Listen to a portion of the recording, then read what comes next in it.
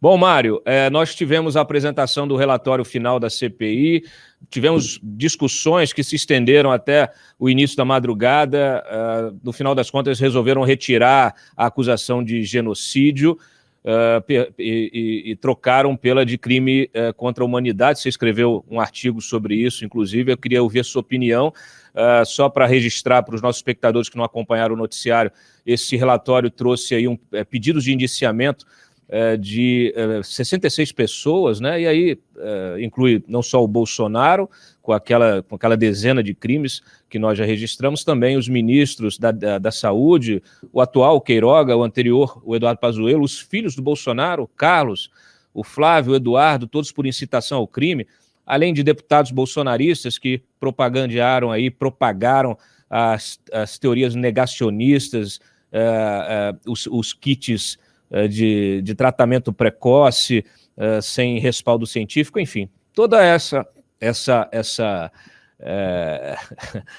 pleiade aí de acontecimentos, de provas que nós vimos noticiando e que, como você bem destacou no seu artigo, não precisava a CPI ter demorado tanto, né, para consolidar aquilo que mais ou menos já se sabia, né, Mário? Durante a CPI surgiram aí os casos de eventual corrupção, né, no caso Covaxin e outros semelhantes, surgiu o caso da Prevent Senior e tal, mas os trabalhos poderiam ter demorado menos, mas é que serviu de palco, né, de palco ou de picadeiro, né, para muito senador. É o Brasil, isso é CPI brasileira, em geral é assim mesmo. Agora, vamos lá, primeiro caso, genocídio que foi retirado. De fato, genocídio é um crime, seria difícil comprovação, né? Mas você sabe que o direito e a realidade nem sempre, ou quase sempre, andam juntos. Não andam juntos, né? Então, o que é o genocídio, né? É a matança deliberada, né? É a destruição deliberada de uma determinada etnia, de uma determinada nacionalidade, de um determinado grupo, enfim. Foi o caso, por exemplo, dos nazistas, né? O que eles fizeram em relação aos judeus, ciganos, gays, aquilo. Agora, no Tribunal de Nuremberg, eles não foram condenados por genocídio por questões apenas políticas, né? Porque os juízes americanos e os juízes soviéticos, né? O entourage soviético, o entourage americano jurídico, não queria ver problemas no seu próprio quintal, porque os soviéticos, de fato, eles também destruíram etnias e nacionalidades no seu projeto ditatorial, principalmente no leste da Europa, nas chamadas Bloodlands, que é ali que compreende aquela região entre Polônia, Ucrânia e tudo mais. E os americanos tinham uma legislação discriminatória na época do Tribunal de Nuremberg, né, que julgou os nazistas. Então, contra os negros. Então não era muito razoável para eles levar a questão racial, cruzar a color line, como se falava. Então, o que era genocídio foi transformado em crime contra a humanidade. Bom, tá. Eu estou explicando isso para chegar ao Bolsonaro. De fato, se você pensar que o Bolsonaro, que é acusado agora pela CPI da Covid formalmente, de ter tentado a tal da imunidade natural de rebanho ao custo de milhares de vidas, né?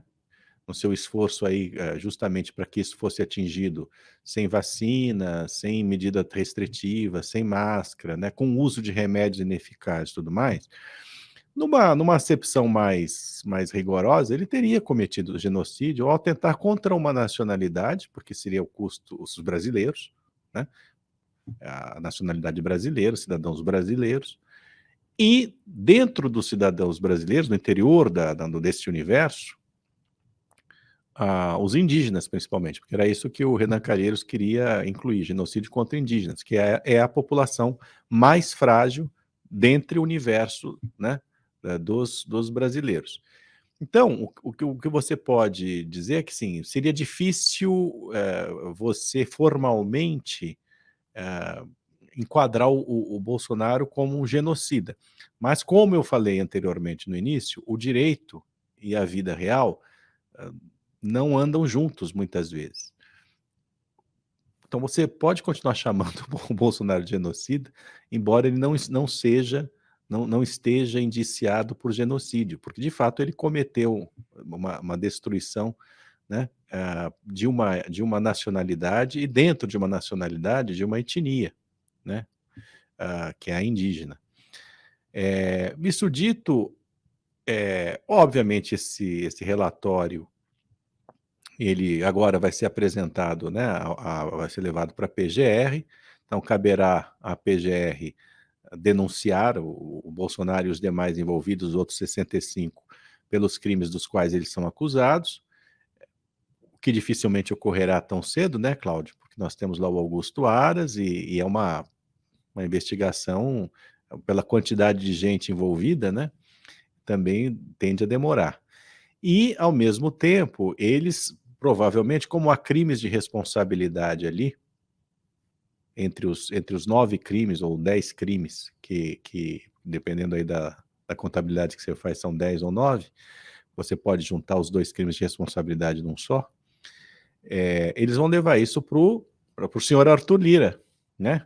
Esse senhor probo, reto e vertical, que tem todo o interesse, como você sabe, em promover o impeachment do Bolsonaro. Porque como é crime de responsabilidade, eles têm que levar isso para o presidente da Câmara para fundamentar a tese de que, como ele cometeu o crime de responsabilidade, então um processo de impeachment deverá ser aberto contra ele, o que também não vai acontecer. Então, assim, o meu prognóstico, senhores, é que com este relatório final da Covid, no que se refere especificamente ao Bolsonaro, a gente está dando mais poder para os chantagistas de sempre, aqueles que têm os interesses mais imediatos, então, fisiologismo, ocupação de cargos, porque eles têm uma carta na manga, né? O Arthur Lira agora tem mais do que qualquer outro pedido de impeachment que foi protocolado, ele tem agora a coisa mais forte né, que poderia, que deveria, aliás, ser usada contra o Bolsonaro, que é esse relatório final da CPI da Covid. E você também tem aqueles que estão com interesses futuros, eleitoreiros, né, que querem ter o Bolsonaro como adversário em 2022 e por isso não querem derrubar o Bolsonaro, né? Agora, então eu acho que o Bolsonaro fica mais ainda refém dessa gente toda e o pós-Bolsonaro, se ocorrer, se ele não for eleito mesmo em 2022, eu acho que a guilhotina continuará lá montada. Talvez exija-se dele que um tom menos estridente, uma retirada da vida política, eventualmente, ou então planos menos ambiciosos, né? Porque isso pode continuar ali sobre a cabeça dele, essa lâmina desse relatório final, né? Você tem toda a razão. Inclusive, já começaram a ventilar hoje ali no Palácio do Planalto a possibilidade dele sair para o Senado, que aí é garantia de eleição, obviamente, porque ele tem um apoio ainda importante da militância, né? Então ele conseguiria ser eleito para o Senado de uma forma mais simples, e aí ele colocaria um preposto, né? Um Tarcísio, É uma possibilidade, quer dizer, tudo está em aberto. Não é do interesse, por exemplo, do Lula. Não é do interesse. Pelo menos para manter o foro privilegiado e escapando dessa. Exatamente, isso é uma possibilidade, você está certo. Mas não é o que deseja, por exemplo, o petismo, né? O Lula, evidentemente, querem manter o Bolsonaro como o candidato em 2022. Então ele tem que ser mantido na presidência da República, né? Para tentar a reeleição. É um fato novo. É um fato novo para reforçar coisas velhas, né? Aspectos velhos da política, esse relatório final da CPI da Covid. Se teve um aspecto, e é importante reconhecer, a gente já reconheceu aqui, mas é importante enfatizar, um aspecto positivo dessa CPI da Covid, com todo o circo ali que houve, todos os personagens, essa gente honesta ali que estava dirigindo os trabalhos, foi que, de fato, a pressão funcionou, né, para que o discurso abilolado, né, sociopata e tudo mais, sociopático, fosse diminuída, né, quer dizer, diminuíram esse troço. E a vacinação acabou ganhando um ritmo que eu imagino que não teria, se não fosse a CPI da Covid. Então teve esse aspecto benéfico, inclusive o próprio senador Tasso Gereissati aqui nos disse isso, né, lá no início, apontou para esse benefício, né. Então, esse é o balanço. Vamos ver agora o que será do Bolsonaro politicamente. Não sofrerá impeachment, a menos que a situação econômica se deteriore de tal forma, né, que seja necessário ali uma intervenção, como aconteceu com a Dilma, né, porque a questão econômica falou muito alto ali para tirar a Dilma Rousseff. Então, se não houver imprevistos mais imprevisíveis, digamos assim, ele fica. E aí depois, se vai ser candidato também, vai ser uma decisão que ele vai tomar lá adiante, dependendo das ameaças e das conveniências dele. De fato, se ele conseguir um foro privilegiado ali, para ele vai ser melhor, né? Para ele vai ser melhor. A guilhotina dele tem esse tamanho aqui. Freitas, põe na tela a soma, né, das possíveis sentenças em função dos crimes pelos quais ele está sendo acusado. Elas somam mais de 100 anos de prisão.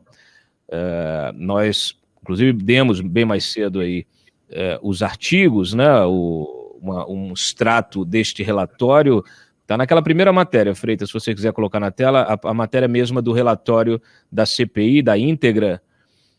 Ah, tá. Nós estamos com um probleminha técnico, mas eu vou aqui só repassar. Esses 100 anos, eles somam os seguintes crimes, né?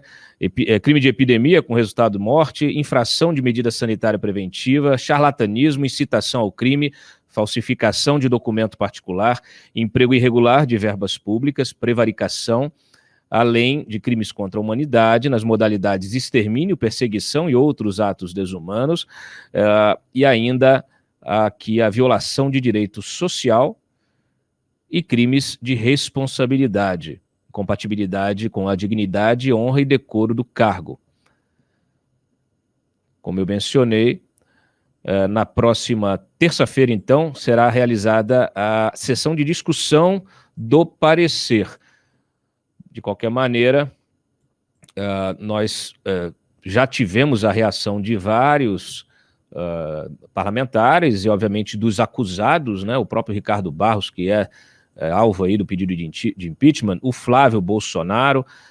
Eu separei aqui alguns VTs, Mário, só para a gente colocar aí o nosso espectador antenado com esses fatos. Então, solta, Freitas, por favor, esse em que o Renan fala justamente que pelo menos 120 mil vidas poderiam ter sido poupadas na pandemia, caso o governo houvesse agido de forma célere em relação às vacinas. O presidente da República, repetidamente, incentivou a população a não seguir a política de distanciamento social. Opôs-se de maneira reiterada ao uso de máscaras. Convocou, promoveu e participou de aglomerações e procurou desqualificar as vacinas contra a Covid-19. Essa estratégia, na verdade, atrelada à ideia de que o contágio natural induziria a imunidade coletiva, visava exclusivamente a retomada das atividades econômicas. As consequências dessa estratégia macabra foram mensuradas pela ciência. Se as medidas não farmacológicas tivessem sido aplicadas de forma sistemática no país, poderiam ter reduzido os níveis de transmissão da Covid-19 em cerca de 40%, o que significa que 120 mil vidas poderiam ter sido salvas até o final de março de 2021. A mais grave omissão do governo federal foi o atraso deliberado na compra de vacinas.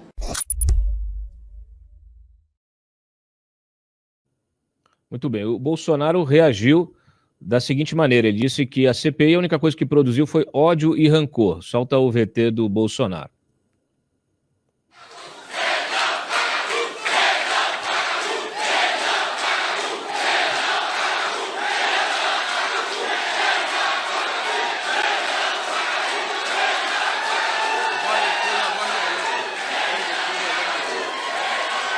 A voz do povo é a voz de Deus. Como seria bom se aquela CPI tivesse fazendo algo de produtivo para o nosso Brasil. Tomar o tempo de nosso ministro da Saúde, de servidores, de pessoas humildes, que não temos culpa de absolutamente nada. Sabemos que fizemos a coisa certa desde o primeiro momento. Dizer a vocês que no momento que ninguém sabia como tratar aquela doença, eu tive a coragem de me apresentar, depois de ouvindo muita gente, em especial médicos, me apresentar para uma possível solução. E, obviamente, essa solução calcada na autonomia do médico brasileiro.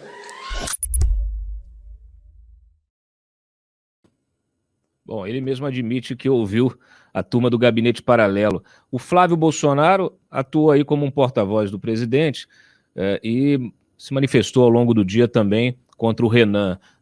Tem dois trechinhos aqui, antes de passar a palavra para o Mário, que eu gostaria de colocar. Um dele dando risada sobre o relatório final. Freitas? Olha, eu acho que ele receberia da seguinte forma. Você conhece aquela gargalhada dele? Eu não tenho o que fazer diferente disso. É uma piada de muito mau gosto o que o senador Renan Calheiros faz. Por isso que eu falo que é um relatório de cara, de pronto e inconstitucional. Não tem nada que se aproveite. Ele prestou um grande desserviço à população. O maior escândalo de corrupção que a CPI acusa o governo federal de ter feito é de uma vacina que sequer foi comprada. Não foi gastado R$1 de dinheiro público e eles estão falando em corrupção.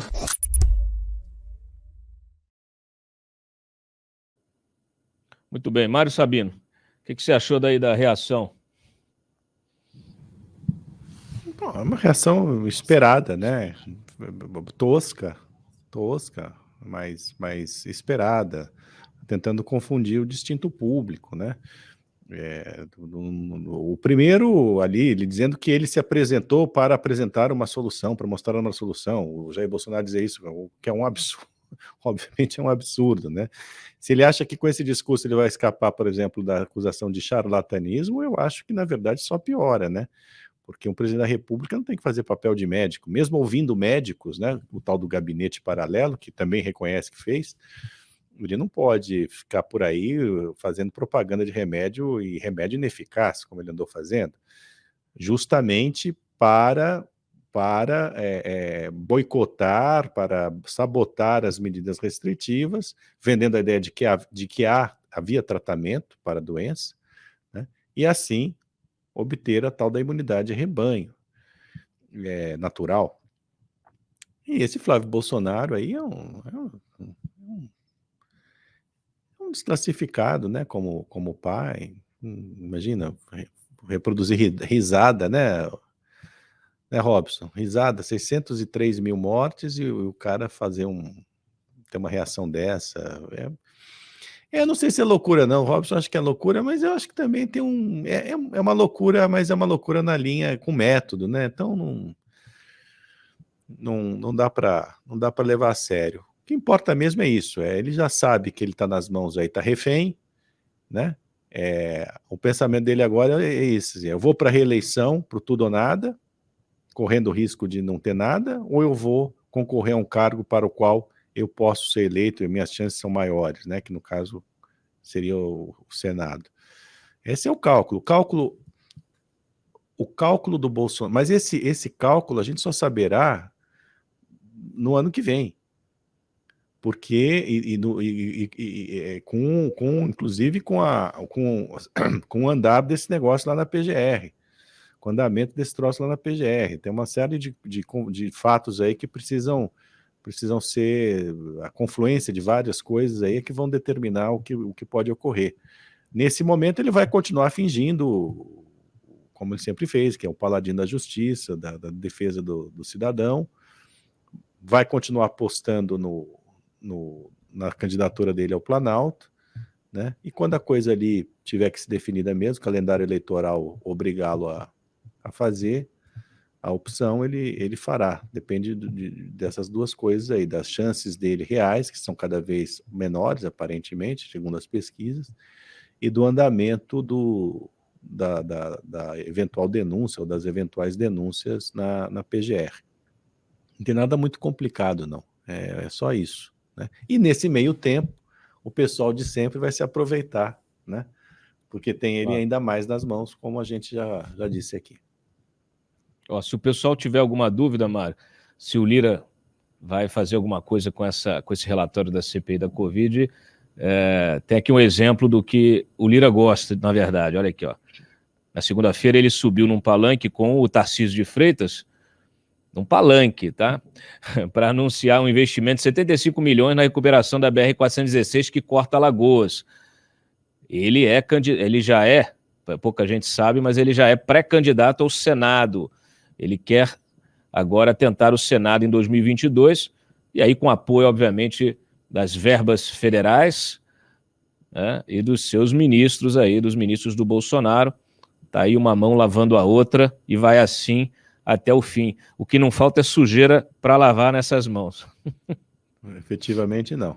É o país das taturanas, né? O país das taturanas. Estamos assistindo a vitória das taturanas, né?